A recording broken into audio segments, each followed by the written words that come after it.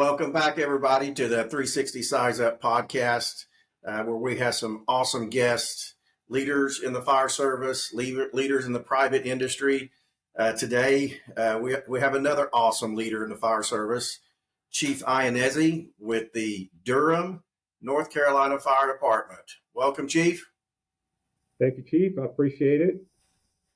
Hey, if you don't mind, Chief, just talk a little bit about yourself and a little bit about the fire department that you work at. How big is it? Maybe number of calls that you run annually. Just kind of an overview of yourself. All right. I've been with the Durham Fire Department for 28 years. I currently serve as the Deputy Chief of Administrative Services, and we are an all hazards department. Fire, EMS, we do EMS at an ALS level, limited, and are working our way back towards providing that throughout the whole city. We also have a hazmat team, technical rescue team, swift water rescue team. So we run the whole gamut of the different services that you can provide. We operate out of 19 stations throughout the city. We cover about 130 square miles. 447 people in the department. Just over 400 of them are in operations. Run about 30,000 calls a year. Did you? So when you started out there, Chief, what was your position? I started as a firefighter. Firefighter, worked your way up. Yeah. Yep. I started in New York as a volunteer. A friend of mine from college talked me into joining the volunteer fire department his entire family was part of when we were roommates. And so I did. And after 7 years working in banking and not enjoying it, I was on vacation down here visiting my brother, who was a police officer in Raleigh. And a friend of mine called me up and said, "Hey, Durham's having an open house. They're hiring." I went, and I figured, you know what? I like doing this for free. So if they pay me for it, I'll probably enjoy it as well. And that's how I ended up down here. They just kept calling me back and eventually hired me. Wow. Did you get promoted because you did everybody's taxes on the fire department, or was that part of it? No, I never was a tax accountant, but I've had a lot of people ask me a lot of financial questions over the years. Right. So you started out as a firefighter there. What positions did you have throughout the fire department before you got to deputy chief? Pretty much all of them that existed at the time. I was a driver, I was a captain, I was a battalion chief. We now have a division chief position because of the growth in the department, which is between battalion chief and assistant chief. I skipped that one because it wasn't there. Became an assistant chief. I was the assistant chief of planning and administration, and then from that was promoted to deputy chief, and I was the sole deputy chief for about 10 years. I think it was before we added a second deputy over the past year we've had, and I had enough of operations, so I declined that, and I stayed with planning administration. So I oversee the fire marshal, the fire prevention division, and the rest of the administrative division, all payroll, supply, logistics, anything that doesn't have to do with operations pretty much falls into that. And then the other deputy, in addition to operations, also handles training. So we see a lot of people in the fire service, Chief, that come in the fire service, but they don't progress. What would you say? Was you goal oriented? Did you know, hey, I want to go to the top? What got you to be deputy chief? Was it driven that you got there, say, hey, I love this, or was it just performance? What was the drive? I really never cared about going any further than captain. But I had supervisors that thought that I could do a little bit more, and so they kind of pushed and encouraged me to continue promoting up, and that's pretty much how that happened. And I tell people all the day, I miss it every day. I'm Now, our headquarters is back after over 25 years, is back in the headquarters Station 1 in downtown Durham. And so now I hear the truck leaving every day, and every day I miss it. So it's, one of those things that I wish I was back on the truck. That's where, all that excitement is. But I still do get to go to scenes if I want, which is also nice because you got the freedom. But it was just other people saying, hey, we could really use you to do this, we could use you to do that, and those positions were not on a frontline apparatus. So that's what kind of directed my career. Awesome. Did you have a mentor along the way that kind of helped you, or was this just a drive that you had inside? Yeah, I had several. One was the training chief at the time. I was out in the training division, Chief Ernie Janetta, and then and also Fire Chief Dan Curia, who is now the fire chief in Charleston, South Carolina. And he was my supervisor after that. After I got promoted to battalion chief, he was my supervisor for a while. He was the operations chief. And then he was promoted to deputy chief. And when I got promoted to assistant chief, then he was promoted to fire chief. He promoted me to deputy chief. So probably the most influential person was Chief Curia that pulled me along, kicking and screaming. So, And but now we got along he's the really chief. well. He is the current fire chief in Charleston, South Carolina. Yes. After all that, he abandoned me. Abandoned you. Got you to deputy chief, though. He did. He did. He felt like he did his job. Is that what it was? He did. He Yeah. did. And if I had an opportunity, I'd go work for him again. But Awesome. he was a fantastic chief to work for. Through the years that you've been there, starting out as a firefighter, what's some of the biggest things, positive or negative, that you've seen in the fire service or at your department that we faced through those years?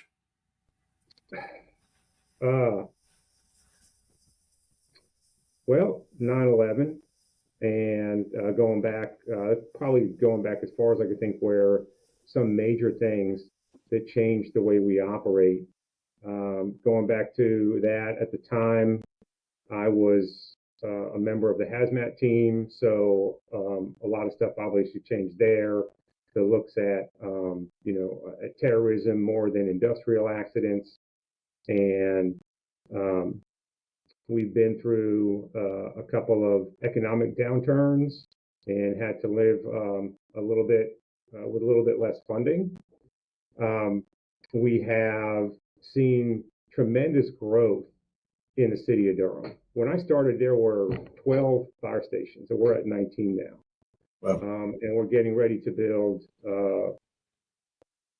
or have plans for up through 26.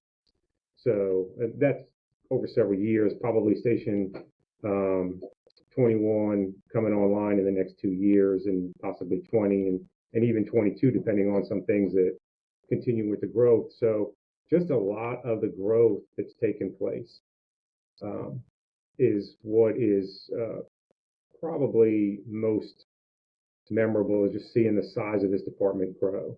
And, within this department also, we had 2 battalions at the time. Now we have 4 battalions. Mm-hmm. So that also was instrumental in my being able to grow and develop, because the department needed growth. They needed, additional officers. Every time we added a station, you're adding another, 3 to 6, officers.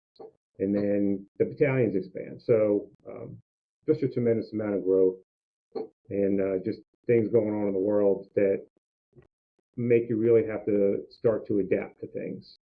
So, what brought the growth over in Durham? Just this whole area, the Research Triangle area, is tremendous amount of growth. Durham, Raleigh, Chapel Hill area.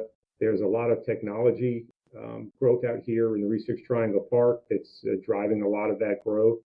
Something else that we did go through, a couple other things that we went through that pretty memorable, because I just did an interview, wasn't expecting to, but with one of the local, I think it's Spectrum. We just did an interview talking about the gas explosion we had back in 2019. That was something that we hadn't seen. I had never been a part of anything, that significant. When I came around the corner and saw the devastation of, pretty much a block destroyed, it was due to a boring incident that hit a gas line, filled the building with gas, and it let off. So things like that to go through, they change the way you think about some things, and so again, one of the more memorable events, and one of the things that probably changed my thinking a little bit on some things. But You mentioned the triangle. Is that like the pharma industry? Is that triangle, that some of that industry coming into your area? there is pharma in there, but it's a little bit of everything. You've got pharma, you've got lighting, you've got agriculture. There's pretty much everything out there, and as well as tech. You've got silicon. Uh, there's a little bit of everything out there, and it's still growing. It was started back in the 50s, I think, is when it was first conceived and brought out there by the universities, and it's just kind of been a magnet for technology companies of just all different types. So it's an interesting area, brings a lot of growth. In fact, that's where we are. We're rebuilding a station. We're rebuilding Station 19, and it's going right in the middle of Research Triangle Park. Awesome. Well, industry pays taxes. Taxes pay for firefighters, so Yep. that's awesome. Good. Yes, it does. So Does that change your response, your how you purchase when industry like that moves in, when it comes to making sure that you have the resources, the engines that need to pump when they go to industrial sites and things like that? Does all that come into play for your department when it comes to purchasing stuff? not this the we haven't changed the design of any apparatus because of it, but it will be like this station is going to be a 4-bay station. It's out on the edge of town, which might be unusual for something like that, but we've made a determination that we need to build for the future, and it's actually it'll be 4 bays for us, and it will also be co-locating Durham County EMS with us. So I don't know how many bays they're going to have, but maybe 2. So it's going to be a large building, but it'll have an engine in it, potentially a ladder. There's and whatever else we decide to add out there. We're in the process of figuring out what kind of things would be redeployed.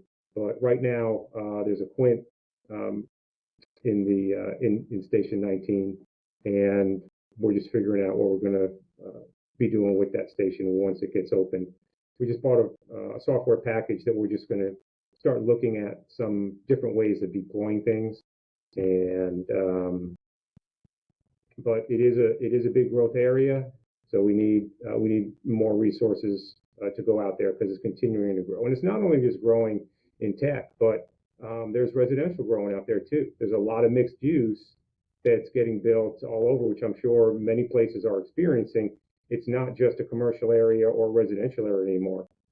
There's a lot of mixed use that gets built into these places, and so it's not just you can the sidewalks roll up at 5 p.m. You've got restaurants coming in and all entertainment venues that are going to be there. So it's going to be a very busy area. Great, awesome. So you talk about building for the future. What's the hiring pool look like in your area when you post jobs? Not as good as we would like it to be. It's we still get 350 to 400 applications, but we don't get the same number of follow-throughs. So it makes it very difficult. I was in the training division back in 2006, and at the time we would get that still same 350 to 400 applications, but you had a much higher percentage of people that would show up for the written test, for the physical ability test, and that would make it through the process. And at the time, we were hiring 20 to 25, maybe sometimes as little as 15 people at a time. So you were hiring out of the top 10, 15, maybe 20% the outset of people. And now we have about 50% don't even follow up after they put the application in. They don't follow up for any of the testing. So it makes it very difficult. And, we got generational issues, and with people that think that they want to be a firefighter, but they haven't really investigated it. And so then even once they get into the academy, we find a lot of attrition where we used to lose, very few. Now we lose a lot just out of the academy itself. So we start looking for other ways of hiring. We'll still use fire academies. The larger cities around here do run fire academies, and to build the staff. And we're still going to do that, but we've got to find a way to attract other people, existing firefighters, because when you've got this runoff, we've got people that don't stay 5 years. If you don't keep those people there, then eventually that impacts you being able to get drivers and captains, because nobody has any seniority because of that turnover at the bottom. So we're finding it difficult, especially with expansion, because when we went through that growth, we opened up a fire station. When we opened up Fire Station 17, we added 2 companies. We added another battalion, and we added a division chief. So we had a lot of officer slots to fill, and we have just finally caught up to the point where we've been able to fill the slots. But we've got nothing left on the list at this point. So our driver's list is exhausted, our captain's list is exhausted, and it just went into effect in January.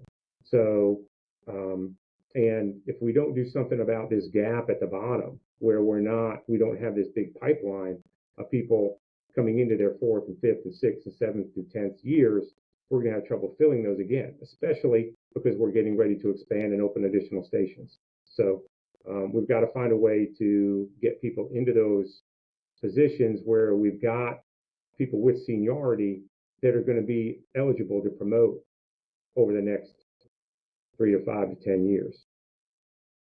Yeah, I remember a time in the fire service where the challenge was never about getting people into your, to fill out applications. It was more about funding. And now it's things have kind of changed. I know, Chief, that you've talked before we got on the podcast that you've championed a new hiring process there in your department. Can you talk a little bit about what that process looks like? Where did you come up with that idea? Well, it's not in effect yet, and we're still ironing some of the things out. But as I was thinking about those issues that we've got, retention, and that high turnover at the bottom and not having people in place, and also us having people move to other departments because of pay. We've got surrounding departments that were paying significantly more than us, and so we've had a lot of attrition that can be attributed to that. And we're in the process of completing a compensation study. The Human Resources Department is, I should say, the fire department didn't do that, but HR has done that. And so we're expecting to be brought up to very competitive shortly. And once that happens, we figured we can probably either get some people back, or we can find firefighters that are looking to move to either a larger department, a department that has more fire, more shooting, stabbings, whatever they're looking for. And we have all that in Durham. And I think that the feedback that we get is, hey, I really like the department, but I need more pay. So I told people, hey, just hold on. We're working on that. I think you're going to like what's going to come out of it. And I don't know what that is yet, but I think we're going to become much more competitive.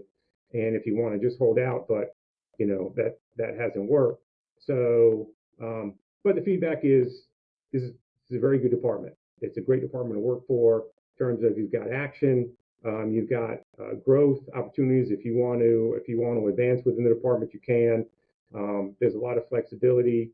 Um, and just from a culture standpoint, it's a little bit more relaxed, maybe than some other departments that I know of. And so it's a good place to work. And people would come here, and we've put feelers out, and people have told us, oh yeah, if you come up to this level of pay, I'll go over there in a heartbeat. But we're not just going to take everybody that wants to come work here. And so what this new program I thought about was, well, who are the elite? Who are the people that we can bring in? We can cut down the process of getting them in. It's someone that we can take from someplace, and we can put them on a truck, and right away they're up and running. And so that whole training downtime is gone, because that's what we want. That's what we need to do, is get some people in some seats.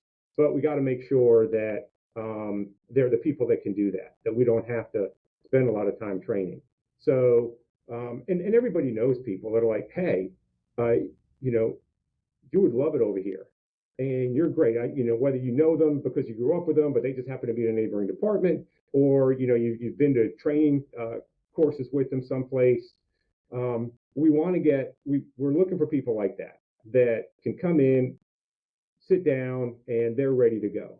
And so we're working out a vetting process for that. And two of the things that come with that is, and we run lateral hiring academies, and we get really good people, but that doesn't solve that problem of seniority, of time and grade. I shouldn't say seniority, but time and grade, and that time frame. So the overall concept was get this person that's ready to go right away.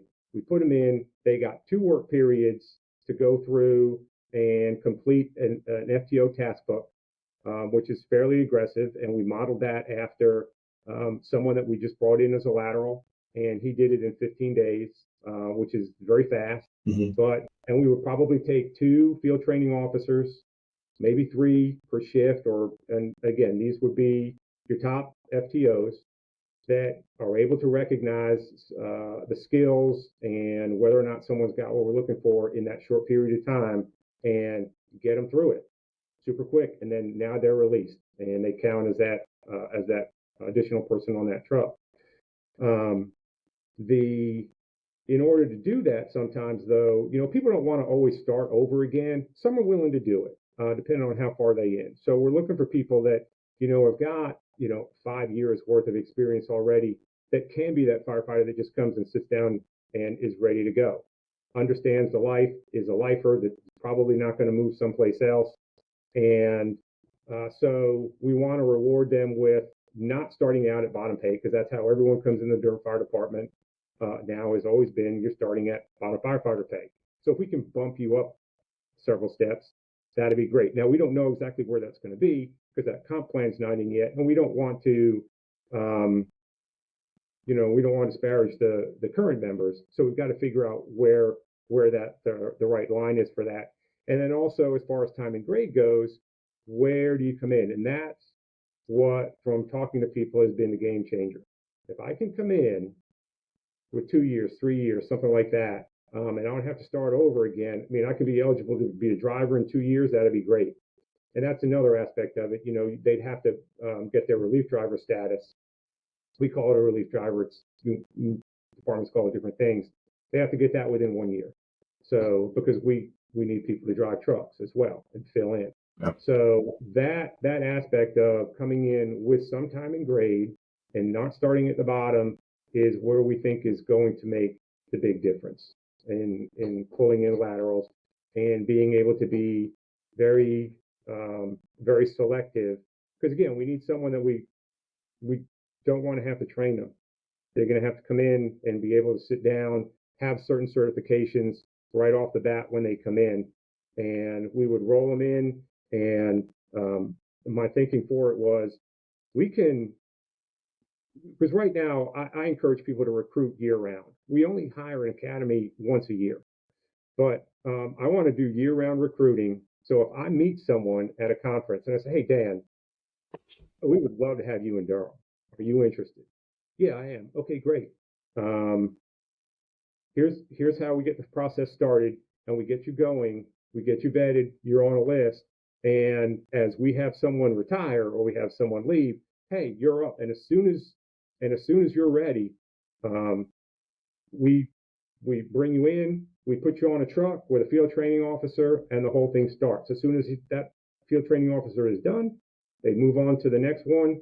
Dan's out, and we bring in the next person that's on the list, and we just start cycling them through.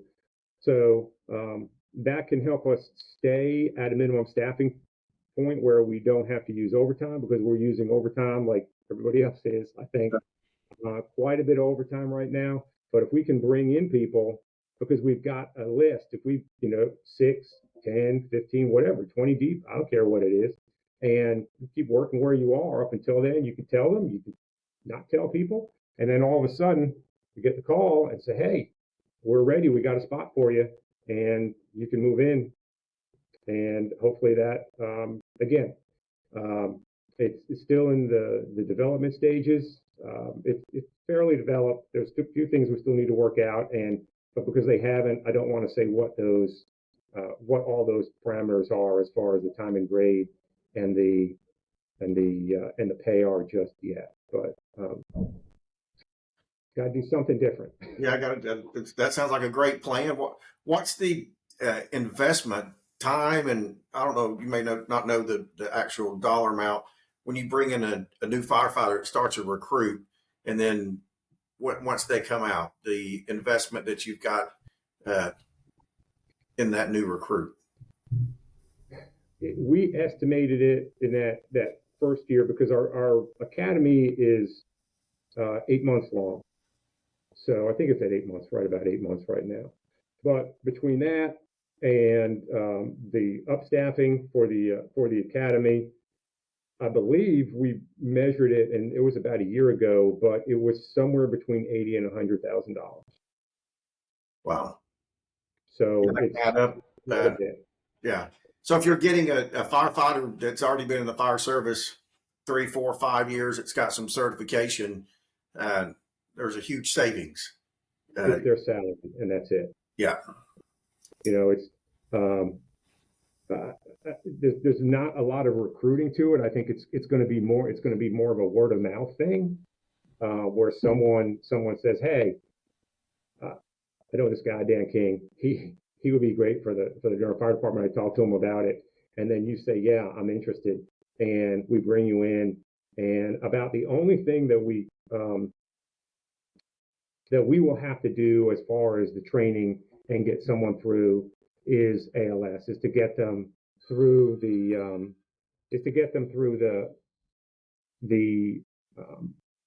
Durham County,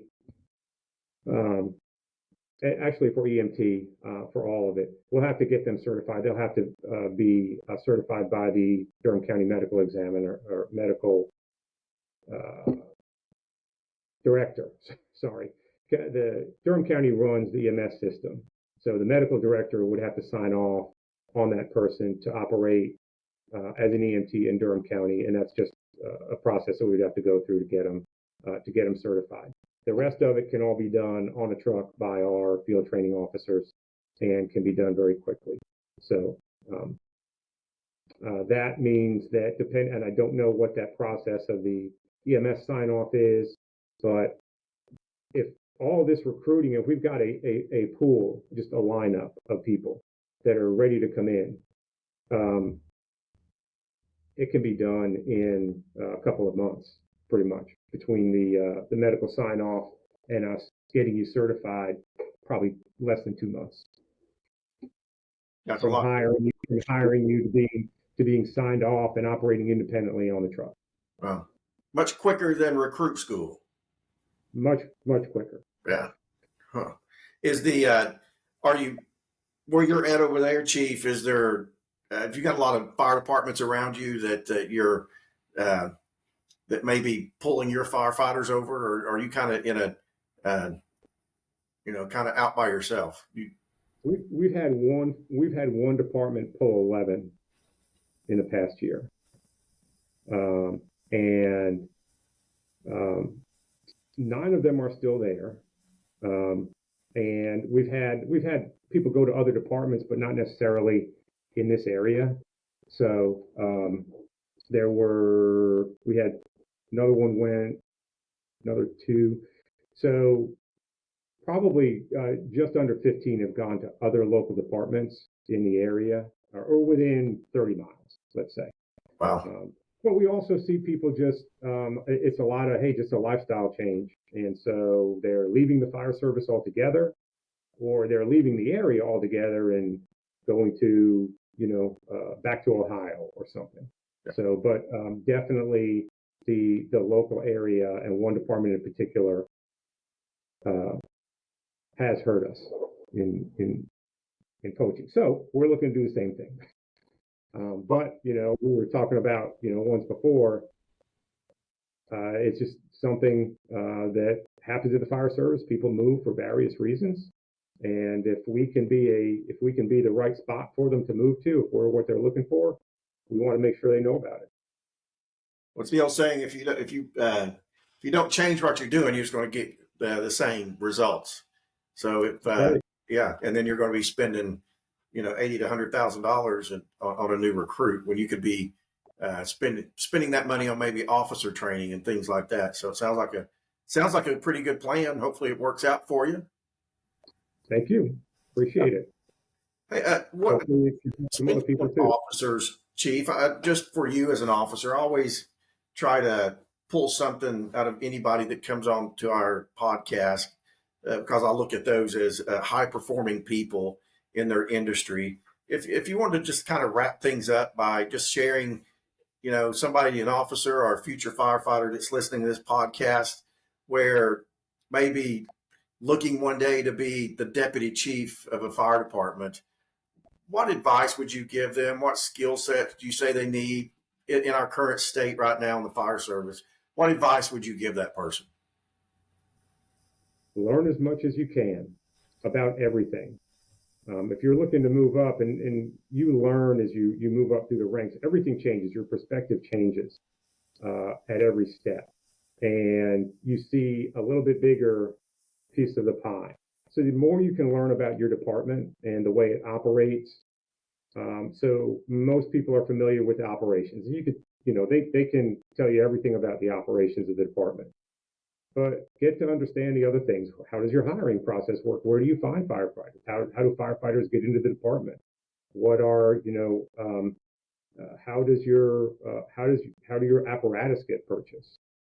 How do you select your what turnout gear and what SCBA you're going to wear, and what learn about the other surrounding departments as well.